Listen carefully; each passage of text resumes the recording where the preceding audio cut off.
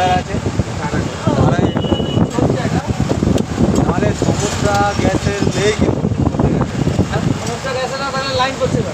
আর এসবই হচ্ছে গিয়ে মানুষের যারা গ্যাসের ডিলার রয়েছে তাদের এসব চক্রান্ত ইন্ডাকশন রান্না হচ্ছে। বাবার বাড়িতে 7 দিন আগে ইন্ডাকশনে রান্না হচ্ছে।